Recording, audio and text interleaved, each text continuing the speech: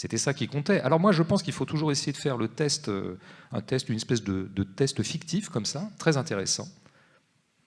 Admettons que ce soit l'inverse. Admettons que les communards, par exemple, se soient retrouvés dans une position où l'envahisseur, c'était un pays récemment rallié au socialisme ou rallié à l'anarchisme. Rêvons un peu. Et ce pays envahit la France et veut imposer une économie socialiste, socialisée, une socialisation des richesses, une collectivisation des biens à la France.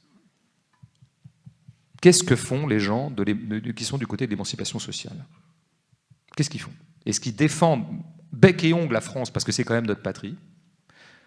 Ou est-ce qu'ils disent, bah non, bah bienvenue, écoutez, on attendait que vous, parce que nous, on avait Macron, là. Hein, bon, alors franchement, là, vous les socialistes, là, qui venez de ce pays qui s'appelle la Socialie, hein, qui n'existe pas, eh ben, on vous accueille à bras ouverts, je vous en prie.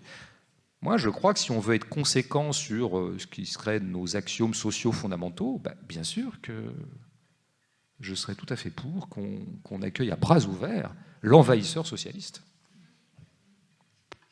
C'est ça le test ultime, hein, genre pour voir au bout du compte quel est l'affect maître dans tout ça. Quel est l'affect maître? Ça ne veut pas dire que je considère qu'il faille absolument qu'une patrie fasse bloc à partir du moment où elle est soumise à une adversité. Je dis bien dans la même conférence que ça dépend de l'adversité.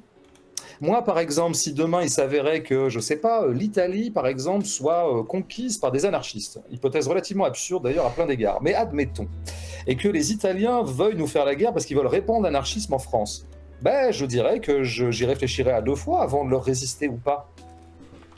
Je sais pas, moi, si je ferais bloc avec des Français bourgeois, capitalistes, pollueurs et destructeurs du vivant, contre des anarchistes égalitaires, des anarchistes italiens égalitaires. Je prends un exemple extrêmement schématique et un peu fantasmagorique, j'en ai peur. Mais tu vois, moi, je suis pas sûr qu'une adversité commune doive absolument nous inciter à faire bloc contre elle. Ça dépend de l'adversité.